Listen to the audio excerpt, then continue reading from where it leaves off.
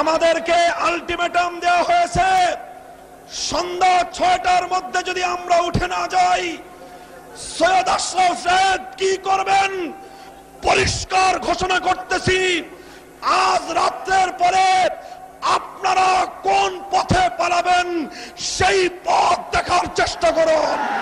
আপনি দেখেছেন যে গায়ে লাল রং লাগিয়ে পড়ে আছে, যখন পুলিশ যে ডাক দিচ্ছে উঠে দৌড় মারছে, দেখা গেল লাশ দৌড় মারলো।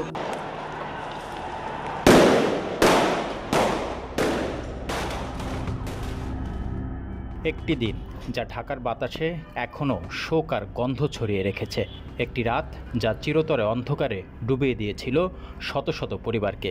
ঠিক এক যুগ আগে 5ই মে 2013 সালের এই দিনে রাজধানীর শাপলা চত্বরে বিভিন্ন দাবিতে অবস্থান নিয়েছিলেন আলোচিত সংগঠন হেফাজতে ইসলামের নেতাকর্মীরা।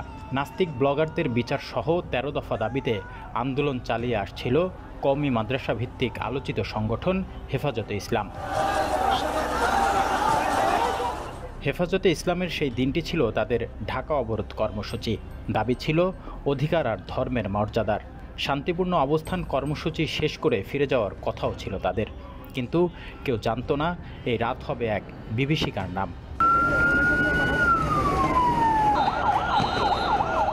সারা দেশ থেকে নেতাকর্মীরা এসে রাজধানীর 6টি প্রবেশমুখে অবস্থান নিয়েছিলেন।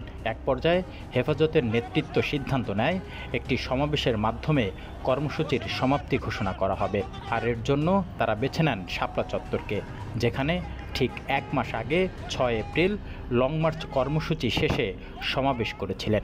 সরকার বলেছিল সমাবেশ হোক, কিন্তু শান্তিপূর্ণ। তবে সেই শান্তি যেন হারিয়ে গিয়েছিল রাজনীতির ছায়ায়। মূলত ঢাকা অবরোধ কর্মসূচি ঘিরে শুরু থেকেই আওয়ামী লীগ সরকার এবং তাদের দলীয় লোকজন ছিলেন মারমুখী অবস্থানে। বিভিন্ন স্থানে হেফাজতের ওপর হামলার ঘটনাও ঘটে। সকাল থেকেই রাজধানীর বিভিন্ন স্থানে উত্তাপ ছড়াচ্ছিল। শাপলা চত্বরে সমাবেশের ব্যাপারে হেফাজত নেতারা দেন দরবার করছিলেন প্রশাসনের সঙ্গে। এক পর্যায়ে অনুমতিও মেলে, তবে ডিএমপির শর্ত ছিল শুধু মোনাজাত করে পরবর্তী কর্মসূচি ঘোষণার মধ্য দিয়ে শেষ করতে হবে আয়োজন। সকালের আলোতেই উত্তাপ ছড়ায় রাজধানীর বিভিন্ন মোড়ে, পল্টন, গুলিস্তান, বাইতুল মোকাররম। প্রতিটি জায়গা যেন বারুদের গন্ধে ভরপুর। হেফাজতে ইসলামের তৎকালীন আমির আল্লামা শাহ আহমদ শফি তখন লালবাগ মাদ্রাসায় অবস্থান করছিলেন। কথা ছিল তিনি এসে দোয়া করে অবস্থান কর্মসূচি সমাপ্তি ঘোষণা করবেন। তিনি মতিঝিলে আসার জন্য রওনাও দিয়েছিলেন, তবে পরিস্থিতি এতটাই প্রতিকূলে চলে গিয়েছিল যে তিনি আর আসতে পারেননি। এরই মধ্যে সন্ধ্যা পেরিয়ে যায়। এদিকে এভাবে কর্মসূচি সমাপ্ত ঘোষণা করলে নানা স্থানে নেতাকর্মীরা হামলার শিকার হতে পারেন এমন আশঙ্কায় হেফাজত নেতাদের পক্ষ থেকে ঘোষণা আসে রাতে সেখানেই অবস্থান করবেন তারা। পরিস্থিতি যখন উত্তাল, তখন সরকার কেঁপে ওঠে আতঙ্কে। তৎকালীন হাসিনা সরকারের ধারণা ছিল যদি হেফাজত নেতাকর্মীরা শাপলা চত্বরে রাতভর অবস্থান করতে পারে, তাহলে সকালে তাদের সঙ্গে জামায়াত বিএনপি সহ যুক্ত হবে বিরোধী দলগুলো। এতে সরকারের পতনও হতে পারে। সে আশঙ্কা থেকে মরণ কামড় দেয় সরকার। উচ্চ মহল থেকে সিদ্ধান্ত আসে যে কোনো মূল্যে খালি করতে হবে শাপলা চত্বর। সরাসরি শেখ হাসিনার নির্দেশে গভীর রাতে অভিযান চালানোর সিদ্ধান্ত হয়। তখন আওয়ামী লীগের সাধারণ সম্পাদক ছিলেন সৈয়দ আশরাফুল ইসলাম। তিনি সন্ধ্যায় একটি সংবাদ সম্মেলন করে হেফাজতকে কড়া হুঁশিয়ারি দেন। বলেন, শাপলা চত্বর খালি করতে হবে, না হলে কঠিন মূল্য দিতে হবে। তখনই আঁচ করা যাচ্ছিল রাতে ভয়াবহ কিছু হতে যাচ্ছে। সময় রাত 2:45।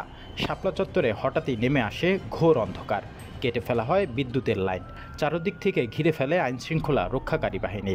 কাঁদানে গ্যাস, ফাঁকা গুলি, সাউন্ড গ্রেনেড, প্রতিটি শব্দ যেন গিলে নিচ্ছিল অসহায় মানুষগুলোর আর্তনাদ।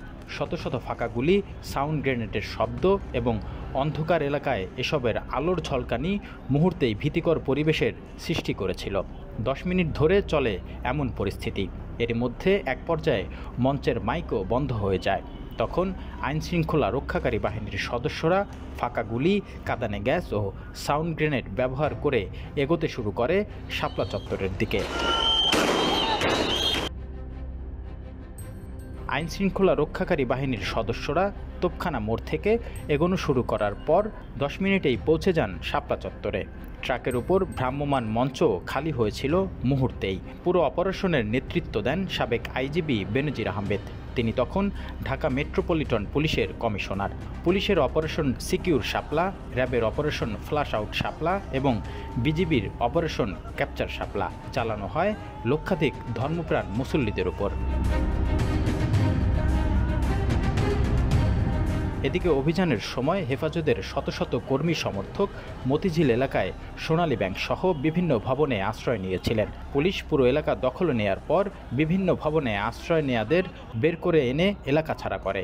ভোর 4টার সময়ও আইনশৃঙ্খলা রক্ষাকারী বাহিনীর সদস্যরা থমথমে ফাঁকা পরিবেশে গুলি ছুড়ে আশেপাশের ভবনগুলিতে তল্লাশি চালায়। ওই সময় ক্ষমতাসীন আওয়ামী লীগের সাধারণ সম্পাদক ছিলেন সৈয়দ আশরাফুল ইসলাম। অভিযানে শাপলা চত্বর খালি করার পর বলেছিলেন, হেফাজতে ইসলাম বিড়ালের মতো লেজ গুটিয়ে চলে গেছে।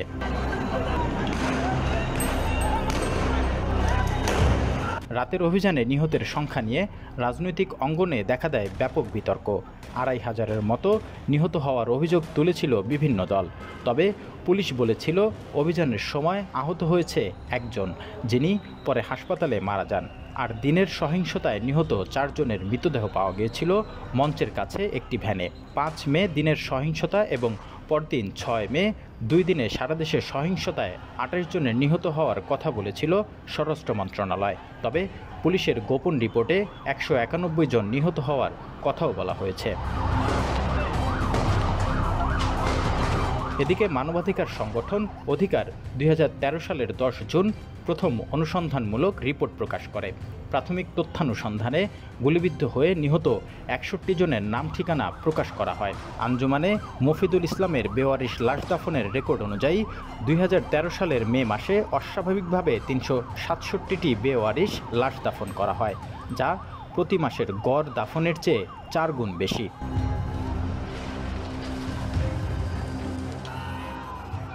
আজ 1 যুগ কেটে গেছে, সমাবেশও হয়নি, বিচারও হয়নি, শুধু প্রশ্নগুলো জমা আছে ইতিহাসের কাঁধে। এটি একটি রাষ্ট্রীয় রাত্রি, যেখানে বন্দুকের গর্জন, মানুষের কান্না আর রাজনৈতিক নীরবতা মিলে লিখে দিয়েছে এক ভয়াবহ ইতিহাস। রিপন হোসাইন, ঢাকা মেইল।